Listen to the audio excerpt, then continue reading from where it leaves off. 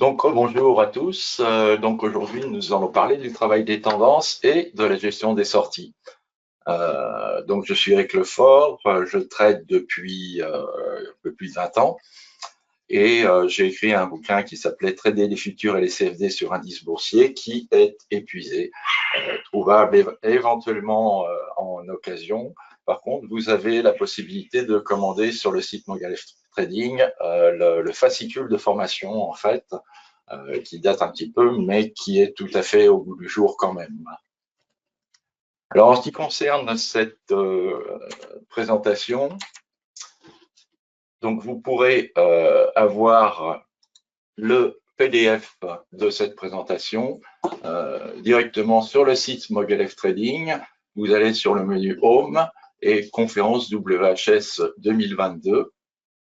Dans les conférences WHS 2022, donc vous avez travail des tendances et gestion de sortie avec le PDF de la conférence et l'indicateur des bandes de Mogalef et du stop Mogalef que vous pouvez inclure parmi vos indicateurs de façon tout à fait gratuite. Il suffit de les mettre donc dans le répertoire express de votre NanoTrader.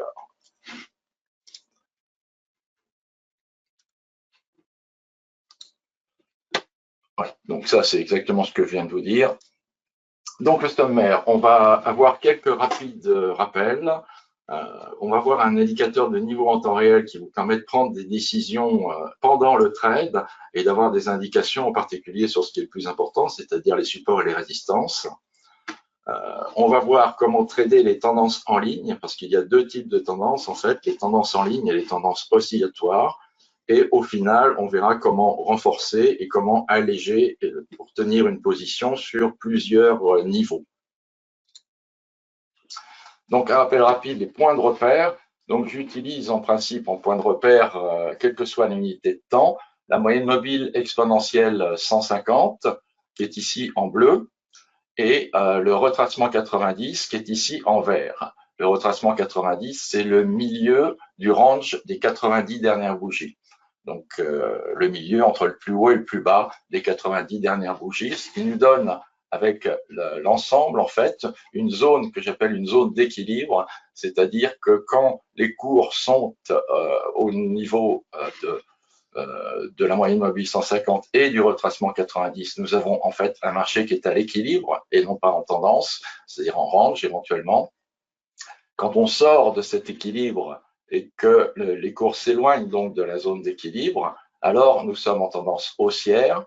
Et quand les cours reviennent vers cette zone d'équilibre, nous sommes en correctif, en tendance corrective baissière ici en l'occurrence, et la plupart du temps on rejoint l'équilibre, quoique quelquefois on continue en tendance baissière directement. La moyenne mobile 20 est aussi assez utile pour avoir un point de repère en ce qui concerne la puissance de la tendance ou la régularité de la tendance.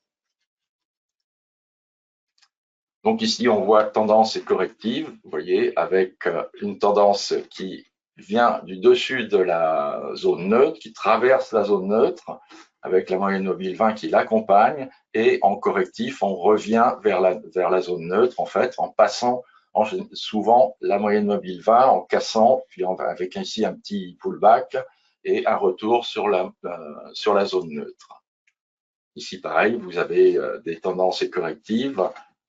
Donc là, je vous ai mis en gros une partie du graphe qui est celle-ci, de manière à ce que vous puissiez voir un point d'entrée particulier qui est ici, qui apparaît en plus gros, casque qui se casse la figure, qui apparaît en plus gros donc ici avec une structure particulière qui est une action-réaction qui, elle, donne un niveau en général de support. Support ici ou résistance si on passe dans l'autre sens évidemment. Donc ça, c'est une structure qu'il vous faut guetter absolument pour avoir une idée directe d'une zone de support ou d'une zone de résistance. Donc, on va passer à l'indicateur de niveau en temps réel, celui qui va vous permettre de détecter les supports et résistances au fur et à mesure que le trade avance. Le principe, en fait, est l'indicateur s'appelle le répulse. le principe du répulse, c'est non pas de mesurer la force d'un mouvement en elle-même, mais de mesurer la puissance exprimée dans une bougie. Donc la puissance exprimée dans une bougie, on prend en fait le niveau le plus haut et on voit de combien les cours ont été repoussés jusqu'à la clôture. On prend le niveau le plus bas, donc on regarde de combien les cours ont été repoussés jusqu'à la clôture, et ensuite, dans une moindre mesure, on examine le mouvement interne, qui est la différence entre l'open et le close. Donc, ceci nous donne une force de bougie, que ce soit haussière ou baissière, et le répulse, en fait, mesure cette force et vous indique par ces divergences la présence de zones de résistance ou de zones de support. Donc, voilà comment se présente le répulse sur WHS. Bon, ici, c'est le répulse du pack Mogilev, qui est un petit peu plus complet dans la mesure où il indique directement les résistances et les résistances ou les supports, enfin les divergences plus exactement. Donc ici, une divergence baissière du répulse 1, c'est-à-dire le répulse le plus sensible. Donc, vous voyez ici les cours qui donc sont en tendance haussière, qui sont partis de la moyenne mobile de la zone neutre ici, d'ailleurs avec une action-réaction, donc qui signalait aussi la présence d'un support. Ensuite, ils sont passés au-dessus de la MM20, ils ont continué. Là, vous voyez aussi une mini-action-réaction qui peut vous donner une indication sur la présence ici d'une résistance. Et le répulse ici, le répulse 1, en fait, vous indique une divergence, c'est-à-dire que ici, on fait un plus haut ici, plus haut que le haut précédent, alors que sur l'indicateur, on fait un plus haut plus bas que le haut précédent, c'est-à-dire qu'il y a divergence de comportement ici en l'occurrence, et le répulse vous indique donc que cette divergence est efficace. Vous avez l'indication à la clôture de cette bougie. Donc, c'est relativement rapide. Alors, il y a 3 répulses dans l'indicateur, qui est en standard chez WHS. Hein. Je ne l'ai pas dit, mais il est en standard. Il s'appelle WHS Répulse. Donc, vous avez 3 répulses. Le répulse 1, qui est un répulse rapide, qui est utilisé essentiellement pour les impulsions, pour voir s'il y a des résistances à l'impulsion. Ensuite, un répulse en bleu, qui est un répulse, disons, moyen terme, qui va chercher des résistances ou des supports sur une unité de temps un petit peu plus longue, et le répulse 15, qui lui va chercher des résistances ou des supports sur un mouvement entier.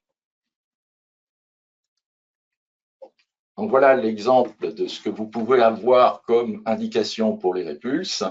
Donc vous voyez ici un départ en tendance. Départ en tendance qui est ici carrément dans la zone neutre, qui est un petit peu trop large, donc difficile à détecter. En fait, l'ensemble zone neutre se situe ici dans le range. Ici, on casse, on part donc en tendance, et vous voyez que vous avez ici une divergence de répulse. Vous avez plusieurs petites divergences, mais les cours continuent à travailler, à continuer sur une impulsion plus grande, en fait, et vous avez une première divergence de répulse 5 qui apparaît ici, et qui vous dit qu'ici, il y a un obstacle. Là, vous avez une petite divergence haussière sur le répulse 1 qui vous indique qu'il y a probablement une zone support, une petite zone support ici, et vous avez ensuite de nouveau une impulsion relativement forte, suffisamment forte pour ne pas être bloqué par les petites résistances, disons les mini-résistances et les mini-supports, et vous avez une indication de fin de mouvement qui se situe ici, avec simultanément une divergence sur le répulse 5 et sur le répulse 15, qui vous indique une fin de mouvement à ce niveau-là. Donc, vous voyez que les divergences apparaissent quand même relativement proches des sommets. La divergence ici de répulse bleu, le répulse 5, apparaît, que je ne dise pas de bêtises, ici, sur cette bougie-là, à la clôture, et la divergence sur répulse 15 arrive à la clôture de la dernière bougie qui est à l'écran ici. Donc, vous voyez, c'est quand même relativement rapide comme indication, et donc ça vous permet d'avoir des indications de trading qui vous permettent de prendre des décisions assez rapidement, avoir des indications qui vous permettent de prendre des décisions rapidement. Alors, il y a des limites, bien sûr, à cet indicateur. La première limite, c'est qu'il ne s'utilise que lorsqu'il y a un mouvement, une tendance, et non pas quand il y a une période de range comme ici. Toutes les indications qu'il va donner en période de range n'ont strictement aucun intérêt. C'est-à-dire que quand on est en période de range, eh ben, c'est pas la peine de regarder le répulse. On peut fermer l'indicateur, ça ne nous intéresse pas. Comme tout indicateur, les indicateurs on donne des indications, mais uniquement dans certaines structures de marché ou dans certaines conditions de marché. Il n'y a pratiquement pas d'indicateurs qui donnent des indications dans toutes les conditions de marché. Et voilà également une tendance ici que vous voyez qui se déclenche là, juste après une corrective, et une tendance qui se déclenche. Et là, vous avez un phénomène avec cette grande bougie noire, un phénomène d'accélération. Quand il y a une accélération dans une tendance déjà en cours, alors il n'y aura pas de divergence de répulse. C'est-à-dire que le répulse ne va pas vous prévenir qu'on arrive sur un support ici. Le seul moyen que vous avez que vous indique les cours, la seule indication que vous indique les cours, c'est sur les cours elles-mêmes, cette accélération qui, on le verra, constitue très souvent un point de sortie extrêmement intéressant. Donc, quand utiliser le répulse? On peut l'utiliser quand on rentre en position pour vérifier qu'on n'est pas juste au niveau d'un support ou d'une résistance. Donc, ça évite de rentrer sur un niveau, de rentrer à l'achat sur une résistance ou de rentrer à la vente sur un support. Et on l'utilise surtout quand on est en position pour vérifier les divergences et dès qu'il y a une divergence, prendre une décision de trading. Une divergence est un obstacle. Donc, les décisions qu'on peut prendre sont très variées.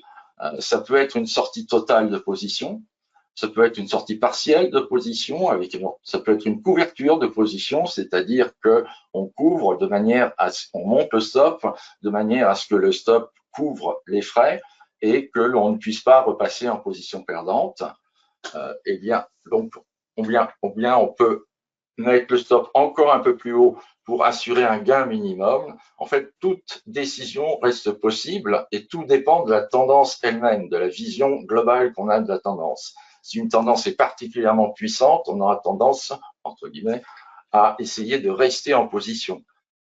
Par contre, si une tendance est relativement molle, là, il faudra plutôt penser à sortir de position. Donc, vous voyez des exemples ici de divergence répulse avec ici, par exemple, une divergence de répulse 1 qui vous indique qu'il y a un petit support ici. Alors, c'est intéressant de savoir qu'il y a un petit support parce qu'une cassure de support peut être un excellent point de départ, surtout quand vous avez une moyenne mobile 20 qui suit ici et qui descend en simultané et une impossibilité des cours à revenir sur le niveau haut du range ici. C'est-à-dire que, vous voyez, le niveau haut du range est ici. Les cours ont été incapables de rejoindre le niveau haut. Ils sont arrêtés à peu près au milieu, sur le retracement 90 ou la MM20, c'est la zone à peu près. Et ensuite, on a une cassure de range nette, donc une possibilité d'entrer dans la tendance. Vous avez ici une divergence sur le répulse 1, le répulse le plus rapide, qui est en rouge ici, qui vous indique qu'il y a ici une zone support. Donc la zone support se situe ici. On voit qu'il y a une certaine bataille sur la zone support et on finit par passer, mais effectuer un pullback, quasi pullback sur la zone support. Et là, vous avez la première divergence de répulse 5 qui vous indique cette fois un support de taille, entre guillemets, enfin de puissance plus importante. Et cette indication, vous voyez, vous l'avez à la fin de la petite bougie blanche qui est là. Donc là, vous pouvez prendre directement une décision. Et si vous n'avez pas tenu compte, en fait, si vous n'êtes pas sorti totalement sur la divergence de répulse 5, alors sur le répulse le plus long, on voit une divergence donc, de répulse 15 cette fois. Et cette divergence, vous l'avez à peu près à ce niveau-là. Hein, oui, c'est ça. Sur cette bougie-là, le petit doji. Donc, relativement tôt aussi. Et là, ça vous indique quand même qu'il faut prendre une décision plus importante, ou bien de sortie, ou bien de couverture totale de position, de manière à placer vos stops relativement près. On ne sait jamais si ça repart, vous y serez. Sinon, vous serez stoppé. Là, pareil, vous voyez sur le retour sur zone neutre délimitée par le retracement 90 et la même 150, sur quelque chose qui est relativement baissier quand même, on est en tendance relativement baissière. Là, vous avez une divergence de répulse 5 qui vous indique la présence ici d'une zone de résistance qui coïncide avec la zone neutre ici. Donc, vous avez cette indication à ce niveau-là, c'est-à-dire que je ne dise pas de bêtises, oui, c'est ça, au sortir de la grande bougie rouge, une indication relativement rapide, et vous avez ensuite une cassure, un retour sur MM20, et là, la MM20 est descendante cette fois, un retour sur MM20, là, ça vous indique que là, vous avez un excellent point d'entrée, en fait, en supposant que les cours continuent. S'ils ne continuent pas, vous avez directement un niveau de support de résistance ici, ce qui vous permet de mettre votre stop juste au-dessus de la résistance et d'être stoppé relativement court, d'avoir une perte relativement peu importante.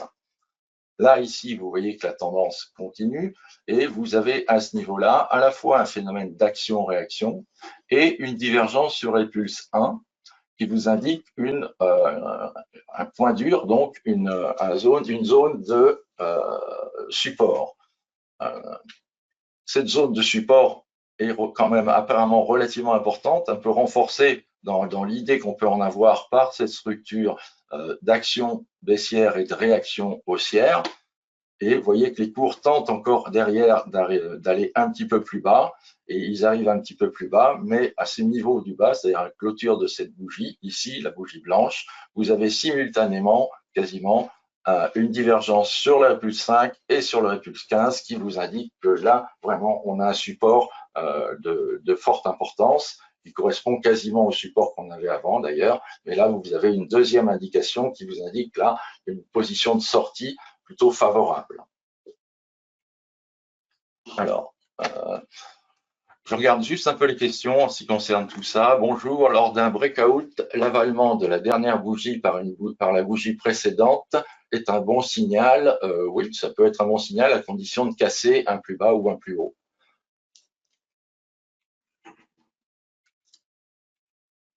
Donc, nous allons voir maintenant, je vous ai dit, il y avait deux types de tendances essentielles, les tendances en ligne et les tendances oscillatoires. Et on va commencer par les tendances en ligne, parce que ce sont les plus traîtresses en fait. Qu'est-ce qu'une tendance en ligne? Une tendance en ligne, vous voyez, le marché reste en général relativement cyclique, avec des hauts, des bas relativement marqués. Lors d'une tendance en ligne, les oscillations de marché disparaissent et en général, le mouvement est relativement puissant et étroit. C'est ça, une tendance en ligne, un mouvement puissant et étroit. Alors, on voit bien sur cet indicateur qui s'appelle la STPMT que vous avez également en standard qui s'appelle la WHS STPMT, stochastique pondéré moyen terme, qui est un agrégat de stochastique en fait. Donc l'indicateur est en gras. Donc vous voyez qu'on a sur cet indicateur une visualisation des oscillations et que ici on a pratiquement plus d'oscillations. On recommence d'avoir des oscillations qu'à ce niveau-là, qui correspond à une divergence de Repulse 5, donc à l'arrivée sur une zone de résistance possible, ce qui va vous donner une indication ici de sortie. En ce qui concerne l'entrée elle-même, alors vous avez le choix entre considérer que ce groupe de bougies, lui, est en range, ou bien considérer que c'est tout ce groupe de bougies qui est en range. Si vous considérez que les bougies ici, le petit groupe en fait, est un range, vous avez une possibilité d'entrée à ce niveau-là, au niveau de la cassure, avec un soutien au niveau de la MM20, donc un stop qui va être placé légèrement sous la MM20, voire sous la MME 150 si vous craignez un pullback. Si vous avez considéré ici que la zone de résistance, c'est surtout celle-là, bien que les cours soient sortis déjà de la zone neutre, vous avez des possibilités d'entrer au niveau de la cassure, c'est-à-dire en fait à ce niveau-là, ici, c'est-à-dire le plus haut de cette bougie. C'est là, à ce niveau-là, qu'a lieu la cassure. Derrière, en fait, vous avez un petit pullback, mais vous savez que vous êtes en tendance en ligne parce que les cycles ont disparu et une tendance en ligne reste en ligne jusqu'à ou bien elle casse vers le bas ou bien elle casse vers le haut. Et ça, on va voir les deux cas et ce que ça implique. Alors, ça peut être également, si vous êtes sur une unité de temps relativement faible, ou forte d'ailleurs, ça n'a pas d'importance, mais ça peut être également des mini-oscillations, vous voyez, comme ça, qui vous indiquent l'absence ou l'aspect désordonné des cycles. Donc là, vous avez des tendances qui sont une tendance en ligne qui est assez intéressante dans la mesure où, comme beaucoup de tendances en ligne, en fait, vous avez la MM20 qui vient et qui est parallèle quasiment à la tendance en ligne. Ici, évidemment, la cassure, donc une possibilité de sortie directement. Et vous voyez sur le petit canal que vous voyez ici correspond à une unité de temps inférieure, en fait, sur lequel il y avait déjà une tendance en ligne. Donc voilà, en fait, le gros plan. Hein, vous voyez cette tendance sur toute cette partie du graphe, il n'y a plus d'oscillation, alors qu'avant, les oscillations sont quand même relativement belles. Vous voyez, elles reviennent après aussi, comme ça. Et après, on va repartir sur l'unité de temps supérieure avec un canal de tendance en ligne qui est quand même plus large, qui apparaît très large sur du 5 minutes, mais là, on était sur 60 minutes avant, et on voyait que le mouvement était en ligne et très violent. Alors, le principe de base, on ne va jamais, jamais, jamais contre une tendance en ligne. Une tendance en ligne, il n'y a rien de tel pour vous faire perdre de l'argent si vous cherchez à aller contre. Ça peut être, moi, personnellement, ça m'est déjà arrivé. Ça m'est arrivé pratiquement au tout début, après 3 mois de trading intensif. Et ça m'est arrivé de vouloir m'opposer une tendance en ligne et de rentrer, c'était une tendance en ligne baissière, de rentrer à l'achat sur la tendance en ligne, de me faire stopper, de re-rentrer à l'achat, de me faire stopper, de re-rentrer à l'achat, de me faire stopper, et puis arriver à ce niveau-là, de me dire, bah mince, bon, déjà les pertes étaient conséquentes, si vous voulez, arriver à ce niveau-là, donc me dire, bah mince, finalement les cours veulent baisser, et donc de vendre à ce niveau-là, et puis de me faire stopper dans l'autre sens. C'est exactement ce qui peut arriver quand vous avez la présence d'une tendance en ligne comme ça. Donc faites très très attention aux tendances en ligne, on ne va jamais, jamais, jamais contre une tendance en ligne, les tendances en ligne ayant la fâcheuse propriété souvent de casser les supports à résistance, et particulièrement les supports à résistance importants.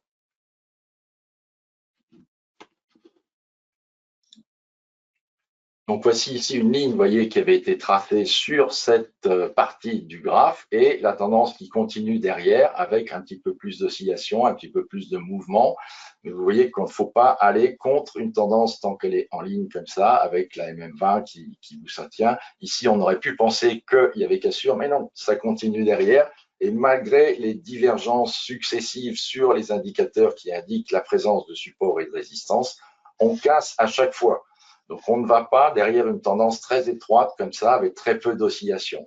Là, il y a une petite oscillation qui est due à un petit range, vous voyez, mais derrière, on part vraiment en ligne derrière. Là, on essaye aussi de sortir de la ligne, mais action-réaction, et hop, on repart derrière.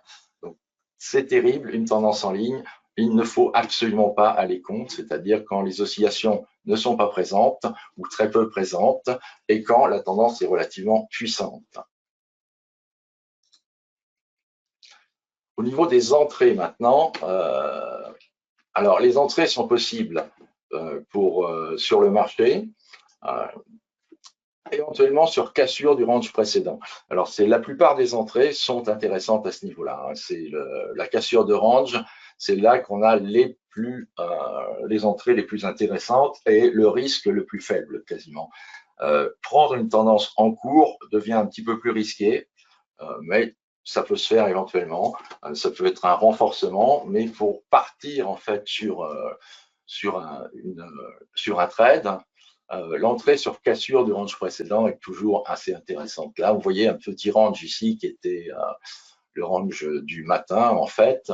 Bon, on en est sorti plus ou moins, mais là, vous avez la zone neutre, hein, donc il n'y a pas de tendance pour l'instant. On revient, et puis là, les cours viennent casser le range de l'ouverture, et là, c'est un point d'entrée intéressant, d'autant plus que les ranges n'ont pas été capables à partir du moment où ils ont touché le bas de range, en fait, ils n'ont pas été capables de rebondir, si vous voulez. Ils ont été contrés sur la zone neutre avec comme indication supplémentaire pour vous conforter dans votre décision, une moyenne mobile 20 qui baisse, donc qui est en couverture en quelque sorte. Enfin, Elle n'est pas vraiment en couverture parce que la moyenne mobile, c'est pas elle qui fait les cours, ce sont les cours qui font la moyenne. Hein.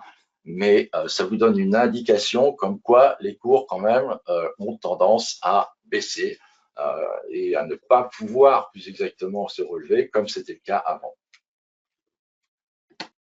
Vous avez une autre indication éventuelle qui vous est donnée par le répulse, mais comme le répulse, comme nous sommes auparavant dans un range, là, la divergence qui a lieu ici sur le répulse 5, hein, vous voyez, entre ce point-là et ce point-là, c'est-à-dire entre ce sommet ici et ce sommet-là, il n'y a pas une énorme différence, donc on ne peut pas vraiment s'appuyer là-dessus dans la mesure où il n'y avait pas de mouvement précédent.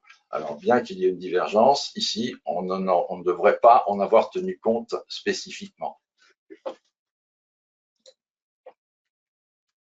Les entrées peuvent se faire sur signal de niveau également, c'est-à-dire qu'ici, par exemple, vous avez un retour ici vers la zone neutre. La zone neutre est travaillée ici à ce niveau-là. Vous voyez que le mouvement est quand même toujours globalement baissier avec la moyenne mobile 20 en couverture.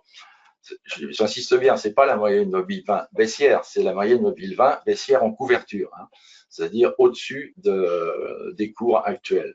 Donc là, pour l'instant, il n'y a pas de signal vraiment, encore qu'on aurait pu rentrer sur la cassure ici, hein, mais le point d'entrée le plus net est celui-ci.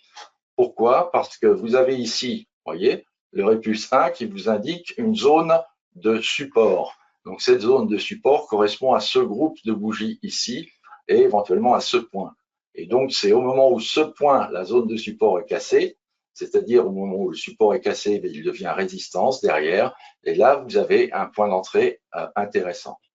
Et vous avez derrière une tendance où il n'y a quasiment pas d'oscillation également. Ici, un petit point d'arrêt, hein, on le voit ici sur le répulse 5, et là sur une mini-action baissière, réaction haussière, donc qui entraîne un petit range derrière, mais sans retournement réel, et de nouveau une cassure du petit range qui vous permet de rentrer sur cette tendance avec toujours une vision sur la MM20 baissière qui vous donne là, elle ne touche pas les cours, donc c'est assez intéressant. Ça vous donne un niveau pour vos stops, hein, toujours placé légèrement au-dessus, dans ce cas, de cet MM20.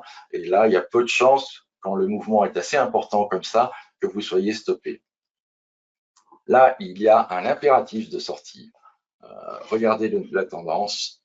Vous voyez, une tendance relativement nette quand même, hein, relativement importante. Et tout d'un coup, une grande accélération. Quand vous avez une grande accélération comme ça, vous n'aurez pas de divergence de répulse. Par contre, l'indication est que l'indication d'une grande accélération de la tendance en cours vous indique qu'il est possible et même probable que ce niveau soit un niveau bas et que la fin de la tendance soit atteinte, ou la fin du mouvement plus exactement. Alors, on ne peut pas forcément le savoir, mais quand vous avez une grande bougie comme ça, hein, le réflexe, si vous voulez, dans une tendance déjà en cours, hein, le réflexe doit être au moins ou bien de sortir partiellement, ou bien de sortir totalement, ou bien de ramener son stop relativement près, c'est-à-dire au tiers de la bougie à peu près. Hein. Et là, dans ce cas, vous seriez stoppé à ce niveau-là. Bon, ça vous ferait déjà quand même un gain relativement intéressant. Mais moi, je suis assez partisan de prendre au moins une partie des bénéfices, voire la totalité, quand le marché vous donne plus que ce qu'il semblait donner auparavant. Alors, il y a une question sur le répulse, les lignes droites de divergence. Les lignes de divergence, en fait, sont tracées automatiquement, oui, sur le répulse qui est dans le pack Mogalef, non sur le répulse standard. Sur le répulse standard, il va falloir guetter les divergences par vous-même. Le répulse qui est dans le pack Mogalef de la NanoTrader, par contre, dispose du tracé automatique des divergences. Alors, sur une tendance en ligne, on peut sortir de deux façons, essentiellement. Alors, vous voyez, vous avez ici une tendance en ligne très étroite et très forte, et puis on sort par le haut. C'est-à-dire qu'on casse ici sur la tendance baissière, on casse par le haut la tendance. On n'accélère pas, on casse. À ce moment-là, évidemment, c'est un point de sortie éventuel, hein, mais vous avez une indication supplémentaire, c'est que dans à peu près 80% des cas, les cours vont aller plus tard refaire un plus bas que le bas atteint dans la tendance. Alors le plus bas, ça peut être un tick plus bas, hein, ça peut être 100 points plus bas, ça on ne sait pas. Hein, ça n'a pas été mesuré, si vous voulez. Tout comme c'est pas 80%, c'est 79%. Bon, mais donc l'indication quand on sort d'une tendance ou d'une tendance en ligne en particulier, comme ça, vers le haut lors d'une tendance baissière, vers le bas lors d'une tendance haussière, alors les cours ont de fortes chances d'aller relativement rapidement plus bas que le bas précédent. Ici, par exemple, vous avez une tendance en ligne qui est extrêmement régulière, une tendance relativement récente, hein, mars 22, une tendance en ligne régulière, et vous avez ici une sortie par dans le sens opposé à la tendance, en fait, qui vous indique qu'il va y avoir probablement un bas plus bas que le bas atteint ici. Et effectivement, rapidement, en fait, cette fois, il y a un bas plus bas, et croyez-moi sous parole, ici, c'est un point plus bas, simplement. Donc derrière, par contre, on revient un petit peu travailler les mêmes vins, ça c'est encore autre chose. Mais vous voyez que on a fait le plus bas relativement rapidement. Ça peut être rapidement. Donc, en général, il faut compter à peu près maximum, je dirais, la moitié de la durée de la tendance en ligne, hein, à peu près. Donc au-delà, c'est difficile de savoir si on va faire un bas ou pas. Mais n'oubliez pas aussi que c'est 80%. 80%, c'est pas 100%. C'est-à-dire qu'il y a 20% des cas où on n'ira pas faire un plus bas. Donc méfiance un petit peu dans l'interprétation qui consisterait à dire ah bon, on est sorti par le haut, donc je vais vendre.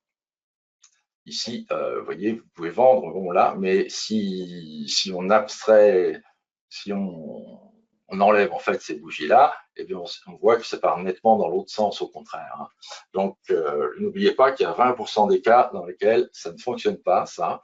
On ne va pas faire un plus bas ici. Donc il faut prévoir un stop relativement serré, relativement serré. Là, vous avez une indication pour votre stop avec ici cette action réaction, toujours les mêmes cours, hein, les mêmes visions. Il y a pas, pour moi, il n'y a pas 36 structures, si vous voulez, à guetter. Ça évite d'essayer d'avoir 12 indicateurs dans tous les sens. Donc, le plus important, ce sont les cours, les indicateurs. Quelques indicateurs donnent des indications. On a quelques statistiques, mais c'est tout. C'est tout ce qui nous intéresse. Là, vous avez aussi, regardez, une action-réaction. Et puis, derrière, les cours cassure de support, point d'entrée. Donc, vous pouvez rentrer en cours de route parce que ici, vous aviez dans la tendance en ligne nettement dessiné une action baissière et une réaction haussière qui indiquait la présence d'un support. Et ce support est cassé, il devient résistance. Et comme la tendance en plus est en ligne, c'est-à-dire sans oscillation relativement rapide, ça vous permet de mettre un stop relativement proche et mettant rapidement à l'abri votre position, parce que le stop va descendre relativement vite. Là, on ne va pas se servir de la même vague, bien qu'elle soit parallèle, mais on va rester sur à peu près la distance d'une volatilité, si je puis dire, c'est-à-dire que la moyenne entre le haut et le bas de chaque bougie, bon, vous voyez à peu près comment ce que ça fait à peu près ici 10 points. Donc 10 points, on va se mettre 10 points au-dessus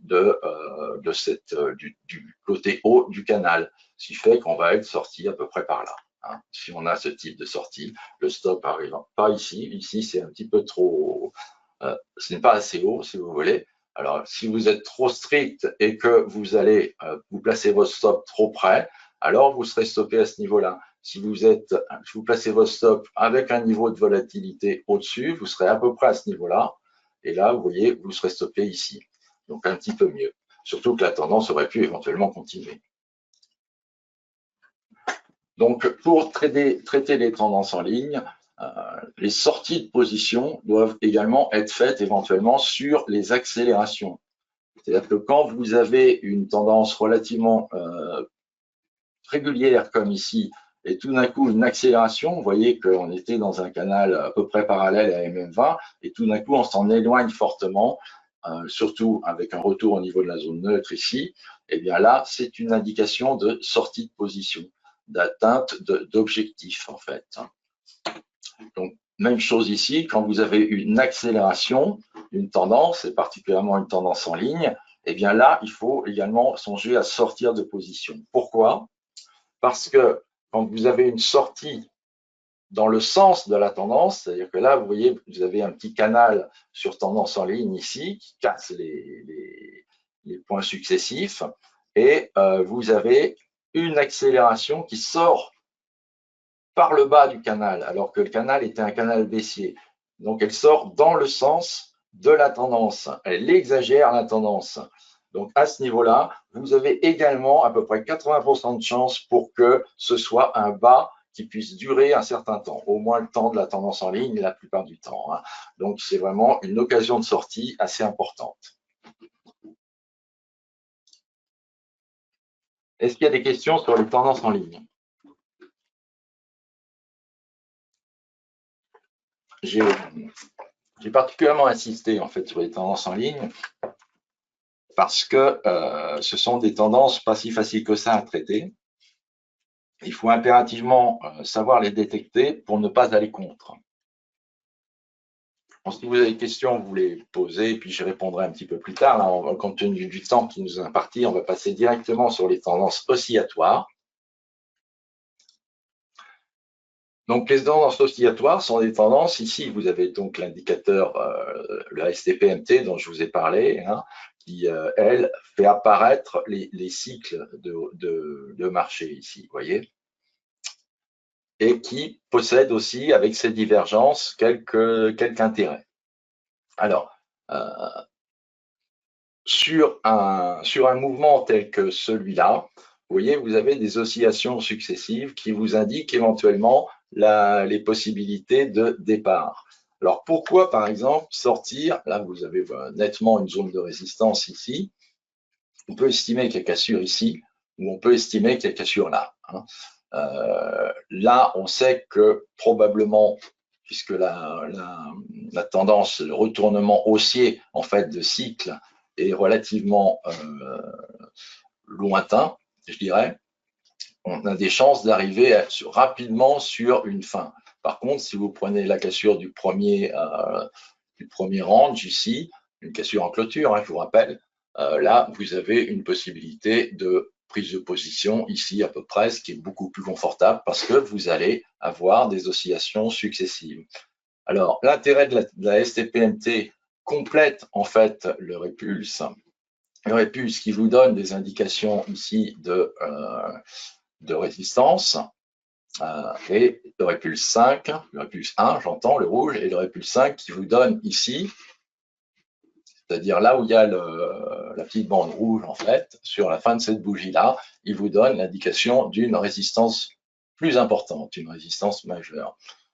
Ceci est renforcé par, encore une fois, les divergences.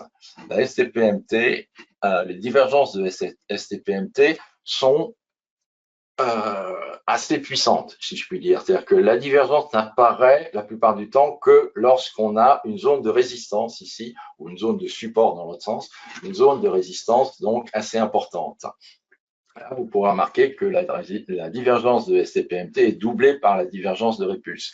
Donc une double divergence comme ça, avec un phénomène en plus d'action-réaction, ça vous donne une possibilité de sortie sur la vasouille derrière, qui est relativement confortable et qui vous donne un gain quand même relativement important, quel qu'ait été pratiquement votre point d'entrée. Le deuxième point d'entrée avec la STPMT étant le niveau où la STPMT ralentit et fait mine de se retourner, éventuellement le niveau où elle s'est déjà retournée, mais donc ou bien sur ce groupe de bougies de ralentissement, vous voyez, et on passe réellement aussi à la fin de cette bougie. Donc moi, je suis plutôt partisan d'intervenir sur un niveau de timing ici, un niveau de timing que l'on détermine en regardant un petit peu ce qui s'est passé antérieurement. Et là, si on regarde, on a le cycle précédent, vous voyez qu'il y a un certain temps, le temps que l'on retrouve également sur le cycle d'après. On retrouve pratiquement aussi le même temps, mais un peu différent sur le cycle d'après. Et là, le cycle devient relativement écrasé avec un changement de tendance. Donc, le timing peut être relativement important, peut être une aide extrêmement intéressante à partir du moment où vous avez une idée globale de la durée habituelle du cycle sur l'unité de temps que vous travaillez. Par exemple, sur le 5 minutes et sur les indices, on a en général une durée de cycle qui se situe autour de 40, 45 minutes, 55 minutes. Donc ça, c'est la durée de cycle classique, en fait, entre 40 minutes et 1 heure, grossièrement. Donc, au bout de, si le cycle est entamé depuis 20 minutes et que vous pensez rentrer, eh ben, c'est pas forcément le moment, vous n'avez pas le bon timing. Donc, il vaut mieux attendre l'attaque éventuellement directe d'une résistance avec une cassure pour pouvoir rentrer sur le marché.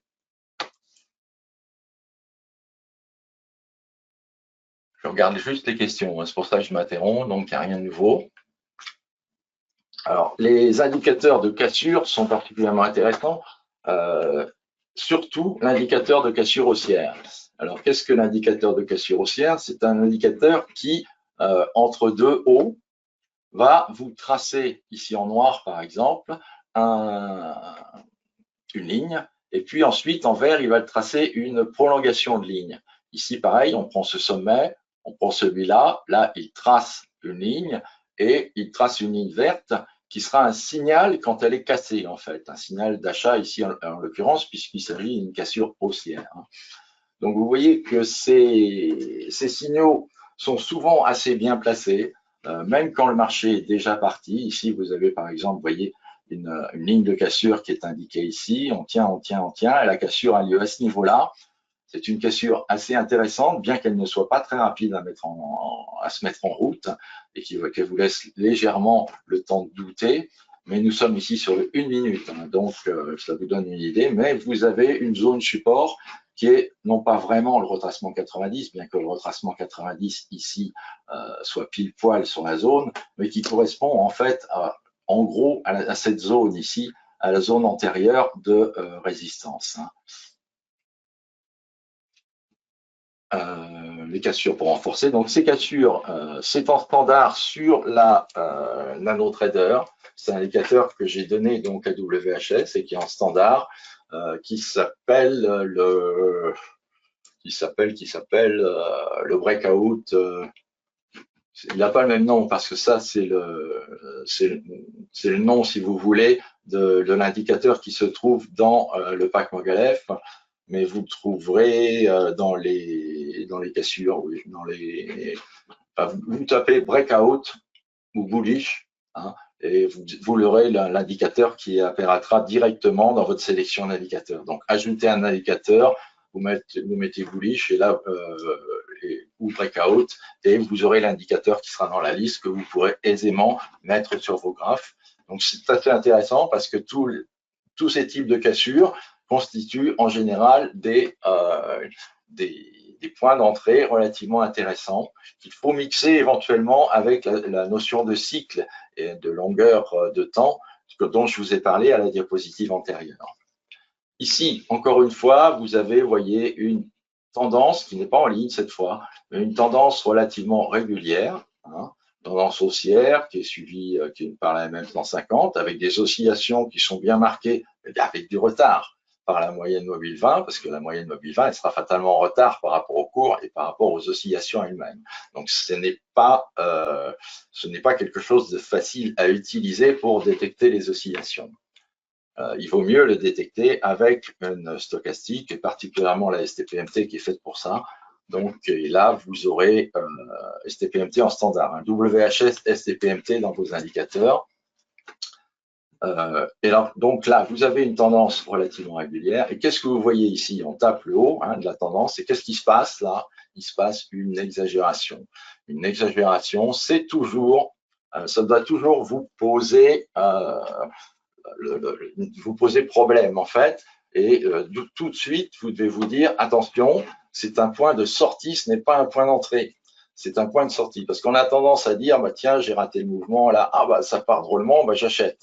Et non, là vous achetez aux gens qui sont très contents de vendre à ce niveau. Hein, parce qu'on a l'impression que ça va aller jusqu'au ciel, mais rares sont les tendances qui vont jusqu'au ciel. Hein. Enfin, je ne dis pas qu'elles n'existent pas, mais je n'en ai jamais vu. C'est tout. Donc ici, vous vous feriez avoir en fait par une exagération. Donc on ne rentre jamais sur une exagération. Hein. L'exagération, c'est un point de sortie, c'est un signal de sortie.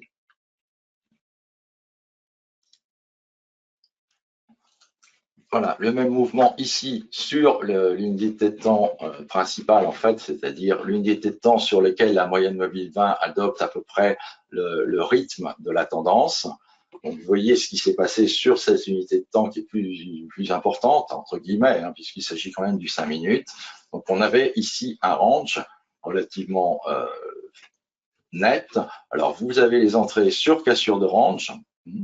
Attention au pullback, hein, bien sûr, il ne faut pas mettre son stop directement là, parce que sinon, si je vous mets des stops trop près, bah, vous enchaînerez les petites pertes. Hein. Donc il faut mieux des positions moins importantes, mais avec des stops plus lointains pour arriver à gagner de l'argent. Il vaut mieux gagner de l'argent avec des positions moins importantes, mais régulièrement, que gagner de l'argent avec des positions importantes, mais rarement. C'est beaucoup plus rentable, croyez-moi, d'être régulier plutôt que d'avoir des performances énormes sur une position. Et là, vous avez nettement, on voit le phénomène d'accélération ici, qui est net également sur les 5 minutes.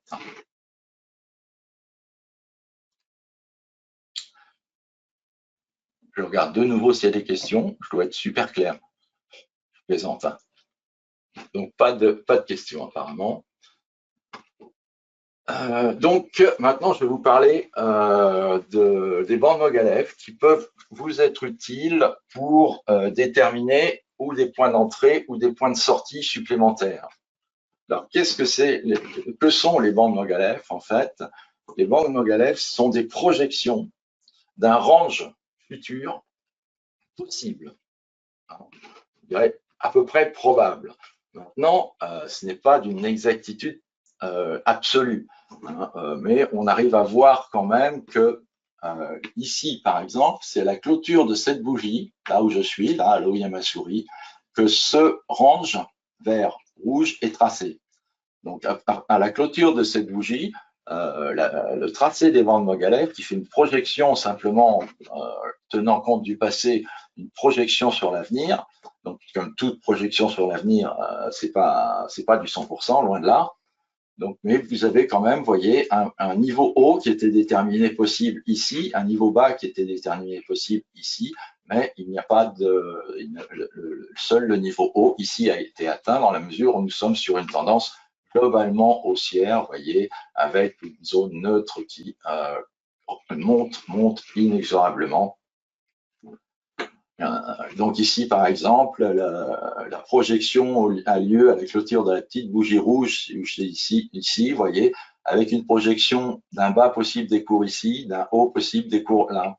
Alors là, vous voyez, on n'y est pas tout à fait. Donc la projection a été un petit peu exagérée. Ici aussi, par exemple. Là, c'est de la clôture, la projection haute était ici. Donc ça peut vous donner une idée de ce que les cours peuvent faire par la suite et également une possibilité de point d'entrée quand vous êtes en décalage de bande, en fait. Donc, on peut rentrer ou bien sur cassure de bande ou bien sur décalage de bande. Cassure de range, décalage de bande, vous rentrez à peu près à ce niveau-là. Là, il y a un décalage de bande. Vous voyez ici, sur cette petite bougie, par exemple, on décale vers le haut sur une bande qui est encore relativement large et avec une projection basse ici, sur les mêmes bains, quasiment une projection haute ici. Et bon, l'exemple est peut-être mal choisi parce qu'on change de jour, mais globalement, vous avez une continuation de tendance et vous avez eu un point d'entrée quand même relativement correct, puisque le stop ici se situe moi, j'aurais mis le stop en dessous de ce point-là. Hein. Donc, un stop pratiquement on va dire, 15-20 points sur ce mouvement. Hein. là, vous avez quelque chose d'intéressant sur lequel on reviendra ensuite. C'est-à-dire que vous avez une bande qui est assez importante. Vous voyez, une projection en fait qui donne un range relativement important, avec un point d'entrée éventuel sur bas range. Hein, ça, c'est assez classique éventuellement. Mais surtout, à cette bande relativement large, cette projection large, succède une projection très courte, très petite. Hein, c'est un signal en général de ou bien pause ou bien la plupart du temps de fin de tendance. Donc en plus des divergences de STPMT, en plus des divergences de répulse, surveiller les bandes Mogaev peut ne pas être inutile puisque on a ce signal de sortie et on a des signaux d'entrée au niveau du décalage qui peuvent compléter les signaux d'entrée antérieurement cités. Voilà, antérieurement cités, j'y suis arrivé. Alors, pourquoi ai-je mis pâté précédente? Voilà. Et pourquoi ai-je marqué exemple de renforcement et couverture avec les bandes Mogaev? Parce qu'avec les bandes Mogaev, vous pouvez utiliser un système de stop, en fait. Le stop Mogaev, le stop basé sur les bandes Mogaev. Alors, ces deux indicateurs, les bandes Mogaev et le stop Mogaev, ne sont pas en standard sur la nano, mais vous avez vu en début de conférence, je vous ai indiqué que vous pouviez télécharger deux petits fichiers à mettre dans le répertoire express de la NanoTrader. Ces deux fichiers sont l'indicateur des bandes Mogaev et le stop Mogaev. Stop Mogaev qu'on aperçoit ici. Vous voyez, c'est le petit stop en rouge qui se décale en fait à chaque décalage de bande. Qu'est-ce qui se passe? À chaque décalage de bande, en fait, le stop descend jusqu'au milieu de la bande précédente. Vous voyez, là, on a un décalage de bande à ce niveau-là. Le milieu de la bande précédente est ici. Le stop vient se placer. Ici, on a un décalage de bande. Le milieu de la bande précédente est ici. Le stop vient de se placer là, etc., etc. Donc, il se déplace en fait uniquement si le centre du range précédent est bien en dehors du range de Mogaev projeté actuel. C'est-à-dire que ici, le centre du range précédent est bien situé en dehors du range qui a été projeté à l'instant T. Donc, le stop Mogaev se décale. Si le centre de la bande précédente était situé ici, c'est-à-dire à l'intérieur de la bande Mogaev actuelle, alors le stop ne bougerait pas.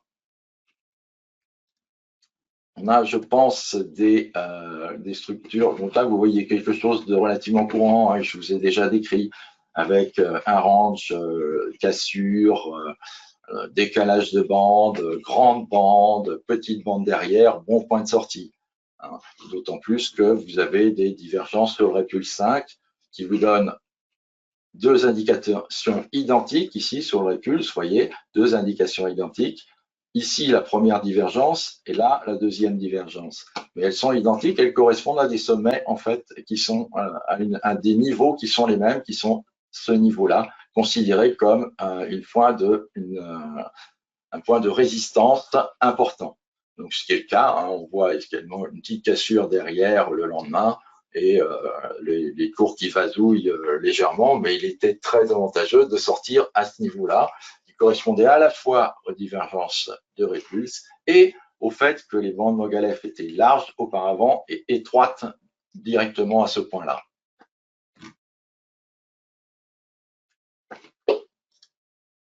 Donc, bande large plus bande étroite, vous voyez, vous avez ici encore bande large plus bande étroite derrière. Hein, ce sont des signaux de probable fin de tendance. Donc, c'est très, très utile encore pour sortir correctement. Parce que vous avez un proverbe boursier qui dit pas vendu, pas perdu. À mon avis, c'est totalement faux. Hein, c'est vraiment le truc qui incite à rester en position, même si la position est perdante. Moi, mon proverbe, le proverbe que je préfère, c'est pas vendu, pas gagné. C'est-à-dire que à partir du moment où vous vendez et que vous avez gagné, là, votre trade est fini et là, votre trade est intéressant. Maintenant, si on ne vend pas, on ne gagne pas. C'est-à-dire que tant que je suis opposition, je n'ai pas gagné. Je n'ai gagné qu'à partir du moment où je sors de position. Mais il faut faire attention à ne pas sortir de position de façon impulsive, de façon irréfléchie, je dirais. Donc toujours rechercher un stop relativement lointain, éventuellement un stop suiveur relativement lointain, et rechercher des indications de sortie, des indications de bonne sortie. Et c'est en sortant sur les indications de bonne sortie que l'on arrive à avoir un bon pourcentage de trades gagnants et surtout des trades gagnants qui sont nettement supérieurs en moyenne aux trades perdants. Et c'est là-dessus que moi, personnellement, je gagne de l'argent. Même système ici, vous voyez, donc avec un décalage de cours, ici un petit divergence de répulse qui vous donne une petite résistance à ce niveau-là, hein, ici et non pas là. Donc là, vous avez derrière une cassure éventuelle pour pouvoir rentrer, si vous n'avez pas pris la cassure de départ, hein, bien sûr. La cassure de départ, elle était encore une fois sur une structure connue. Je vais reprendre au départ parce que c'est quand même le plus intéressant. Donc là, vous avez une petite tendance, action-réaction ici. Donc niveau de support à peu près là, sur l'action-réaction. On casse, on revient quasiment à la zone neutre. Et qu'est-ce qui se passe? Ici, on n'arrive pas à redescendre. Vous voyez, on reste en range ici et on reste en range avec une MM20 qui va s'orienter dans le même sens que les courses, qui va vous renforcer dans votre prise de position en cassure ici. Ensuite, vous avez une projection OLF, vous avez une indication de résistance ici avec le répulse 1, donc vous allez couvrir la position de manière à ne pas pouvoir perdre. Ce n'est pas vraiment encore un signal de sortie. Donc, les bandes continuent, la tendance continue, elle est toujours à peu près parallèle à MM20, il n'y a pas d'exagération. Par contre, vous avez une divergence de répulse 5 et vous avez une bande large avec une bande fine derrière. Donc, ce niveau-là est un point de sortie intéressant. Et à partir de ce moment, au moment où vous avez l'indication, c'est là qu'il faut prendre la décision. Toute indication implique une décision. Et quand il n'y a pas d'indication, en général, il n'y a pas de décision à prendre. Donc les objectifs de sortie, ça peut être, comme on l'a vu, les divergences majeures ici ou là, et éventuellement les exagérations. Vous voyez, une bougie qui est nettement supérieure aux bougies précédentes. Dans le même temps, on va beaucoup plus haut. En fait, si vous avez suivi mon webinaire sur l'interprétation des mouvements de marché, sur comment dire, le trajet en fait suivi par l'acheteur qui devient vendeur potentiel, puis ensuite qui devient vendeur et qui retourne à l'état neutre. Donc c'est une conférence précédente que vous pourrez retrouver, dont vous pourrez retrouver le PDF d'ailleurs sur le site Macalef Trading. Donc vous avez à ce niveau-là une exagération et donc un point de sortie très intéressant. Notez que l'exagération n'est pas en sortie de canal ici, mais par contre, c'est quand même une exagération. Et une exagération comme ça traduit l'absence, en fait, ça traduit le fait que tout le monde est acheteur et qu'il manque des vendeurs. Si on va chercher des vendeurs, on est obligé d'aller les chercher très vite, très haut. C'est ça une accélération. Et à partir du moment où il n'y a plus de vendeurs, mais que tout le monde est acheteur, ce petit monde, enfin ce gros monde d'acheteurs, ce gros bloc d'acheteurs, eh bien, a une idée en tête, c'est sortir et comme ça, ils diront j'ai vendu, j'ai gagné. Et donc, c'est le réflexe que vous devez avoir vous aussi quand vous voyez cette accélération, ça signifie qu'il y a trop d'acheteurs. Tout le monde est acheteur pratiquement. Enfin, j'exagère bien sûr, mais tous ceux qui sont sur ce mouvement, en tout cas, sont en grande majorité acheteurs. Quand il y a beaucoup d'acheteurs, les acheteurs, ils n'ont qu'une seule possibilité d'action. En fait, globalement, bien sûr, c'est schématique, c'est de vendre. Et donc, à partir de ce moment, une accélération signifie l'arrivée ensuite des vendeurs, des gens qui vont vendre le marché.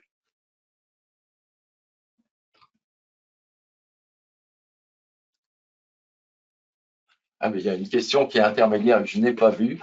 Ces indicateurs peuvent-ils permettre de pyramider au sein de la tendance en ligne et comment?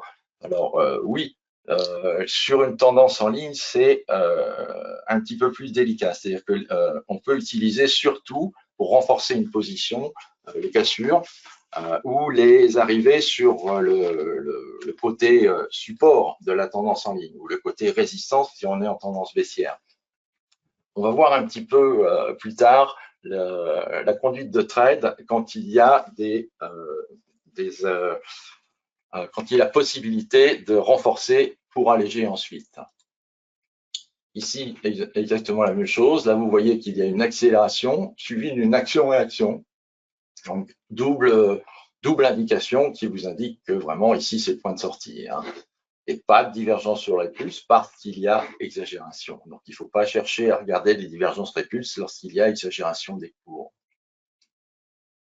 La sortie également peut se faire sur divergence de répulse et cassure de la tendance précédente. Hein. Donc, sortie classique sur cassure. Bon, on vient à une sortie à peu près à ce niveau-là. Ce sont des sorties qui sont moins intéressantes que les sorties sur accélération. Donc voilà, ici, sur du 60 minutes, cette fois, une tendance qui est pratiquement en ligne. Et vous voyez une sortie sur cassure, effectivement. Et là, la MM20 qui est bien parallèle à la tendance, donc qui est assez intéressante pour suivre la tendance. Les points de sortie intermédiaires peuvent être l'arrivée sur sur le canal objectif, sur le côté objectif, un côté stop, un côté objectif en quelque sorte. Donc l'arrivée sur un côté objectif peut être un point de sortie partiel au moins. Donc voilà, on vient à ce que vous aviez en question, c'est-à-dire renforcer, alléger. D'abord, la règle de base, et ça je vous conseille de la suivre vraiment, toujours commencer par une petite position, ne jamais commencer par une grosse position. Si vous commencez par une grosse position, vous commencez par un gros risque, puisque vous avez une grosse position et un stop qui va vous faire un gros risque en fait. Si vous commencez par une petite position, vous avez un petit risque. Donc, on ne renforce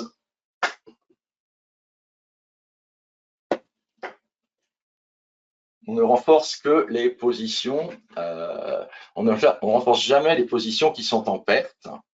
Hein. On peut renforcer à chaque signal, par exemple une cassure de range ou une cassure de ligne de breakout.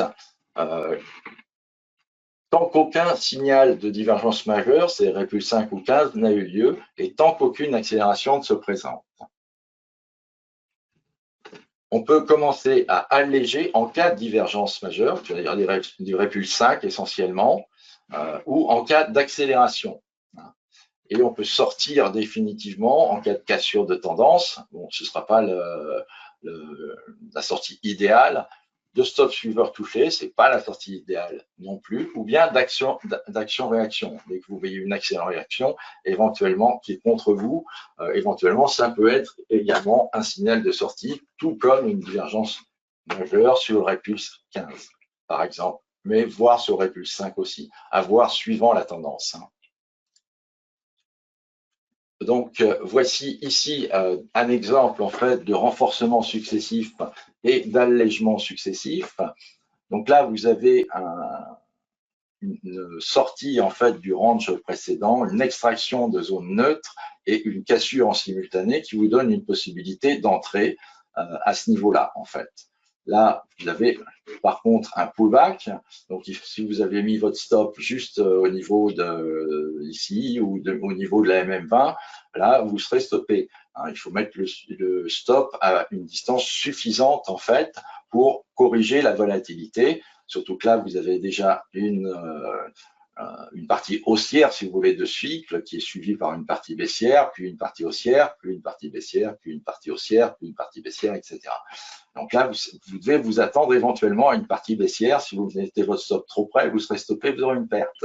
Donc, il vaut mieux prendre une petite position pour pouvoir mettre le stop plus loin. Et ça vous évite de vous faire stopper sur les pullbacks, par exemple, au départ. Par contre, dès que la position devient intéressante, ici, vous avez de nouveau une cassure d'oblique ou cassure carrément de résistance, qui vous donne un deuxième point d'entrée éventuel au moment de la cassure ou à la clôture de la bougie. Ici, vous avez également, vous voyez, une petite zone de résistance ici, qui est indiquée sur les cours, un tracé de ligne, un tracé de prolongation de ligne et une cassure qui vous donne éventuellement un point d'entrée ici. Point d'entrée qui est immédiatement démenti par une divergence sur le répulse 5. Et là, même si par rapport à l'entrée, vous avez un peu perdu, il va falloir décharger une partie de la position parce que là, vous êtes en position maximum, si je puis, en termes de quantité. Donc, même si on n'a pas envie de sortir à perte, sortir à ce moment-là du renforcement, du dernier renforcement est plus sage en fait. Et on sait qu'on est déjà gagnant sur les autres, donc avec un stop suiveur qui peut être à ce niveau-là légèrement sous la MM20 ou bien suivre le petit zigouigoui que vous avez ici, le stop ici qui avait été utilisé, qui est le stop intelligent du pack Mogalef. Vous avez ici un autre signal de sortie qui est donné par le répulse 5 ici. Donc, arrivé sur une zone de résistance à nouveau. Si vous n'êtes pas sorti à ce niveau-là, vous serez sorti à ce niveau-là par le stop si vous avez ce stop. Là, vous avez quand même une structure d'action-réaction, structure double. Il y en a une là, il y en a une là, il y en a une là. Et là, on repart en cassure, mais on est en phase de décroissance. Donc là, on ne va pas prendre la cassure, puisqu'on a déjà commencé à diminuer la position. Et arrive ici une divergence de répulse 15, donc une divergence puissante, une divergence sur l'ensemble du mouvement, nous donne la possibilité de sortir du solde de votre position. Alors ça, c'est l'idéal, c'est-à-dire une première entrée, une deuxième entrée, une troisième entrée, une première sortie, une deuxième sortie, une troisième sortie. C'est la position qui est le type de gestion de position qui est le plus sécurisé. On verra ça probablement lors d'un prochain webinaire consacré à ce sujet. C'est quelque chose que je fais régulièrement, j'ai déjà fait 2-3 fois sur les 20 dernières années, mais qui est vraiment intéressant à connaître pour éviter de faire des erreurs dans la gestion de position. Donc là, pareil, je passe relativement vite parce que ça commence à être un peu long. Cassure de range sur action, réaction, action, cassure de range, première possibilité de rentrée. Là, ici, deuxième possibilité de rentrée avec le décalage éventuellement des bandes. Là, et le remontée de stop d'ailleurs au passage de Mogalef. Là, vous avez une troisième possibilité d'entrée avec une cassure de nouveau. Et là, une divergence sur répulse 5, sortie partielle. Une deuxième divergence sur répulse 5, sortie partielle encore. Mais on ne gagne pas grand-chose. Et là, on ne voit pas trop, mais une divergence de répulse 15, plus de toute façon un stop touché. Donc, divergence de répulse 15 qui vous faisait sortir par là, c'est-à-dire probablement à la sortie de cette bougie-là, ou bien sur stop suiveur, un stop suiveur relativement éloigné, qui correspond ici au stop Mogalef. Sauf erreur de ma part, vous voyez, Mogalef stop. Donc, c'est le stop que vous pouvez télécharger sur Mogalef Trading gratuitement, bien sûr. Voilà, à vous maintenant. Alors, je vous invite à faire un petit peu d'études sur ce graphe. Je vais passer. Je vais aller directement à la solution parce qu'on est très loin déjà au niveau temps. Maintenant, sur le PDF, au moment où vous arrivez à cette dia, essayez de travailler par vous-même, de voir les points d'entrée, de voir les points de sortie, etc. Donc ici, vous voyez, on travaille avec le stop Mogalef. Le premier point d'entrée est ici sur la cassure, derrière, sur cassure, et nous avons donc un point d'entrée en position avec deux contrats, on va dire, deux contrats qui sont pris avec un risque ici très faible, un risque de 156 €. Vous avez ici une deuxième cassure qui vous donne une deuxième entrée de position possible avec un risque qui est moindre ici puisque vous avez déjà gagné sur la première. Vous rajoutez un contrat et le risque global sur 3 contrats ici devient donc de 150. L'idée étant que le risque global ne soit pas supérieur au risque précédent. Mais là, vous avez une position qui est plus importante avec un risque qui est équivalent à ce que vous aviez au départ. Donc, vous êtes vraiment en position favorable avec une position importante. Là, vous avez encore une fois une possibilité d'entrée sur cassure, plus un risque hein. Donc là, vous rajoutez un contrat et éventuellement, bien sûr, le stop lui-même descend en même temps. Ce qui vous donne un risque qui n'est plus négatif, en fait. Le seul risque que vous avez à ce niveau-là, en ayant cette fois 2, 3, 4 contrats en poche, votre risque est de gagner de seulement 265 €. Donc là, vous êtes à peu près tranquille pour suivre et pour aller guetter les signaux de divergence de Répulse 5 surtout éventuellement. Là, c'est surtout de Répulse 1, on a une double divergence, pardon, le Répulse est là, de Répulse 5, ça c'est la STPMT qui vous donne les cycles en fait. Donc il est intéressant de sortir sur la divergence de Répulse 5. On a un premier signal de sortie ici. On a une bande relativement large ici, suivie d'une bande, vous la voyez là, une petite bande, bande large, bande petite. Vous avez une possibilité de sortie ici, ou bien une possibilité de sortie sur la divergence de Répulse 5, la petite divergence qui est là.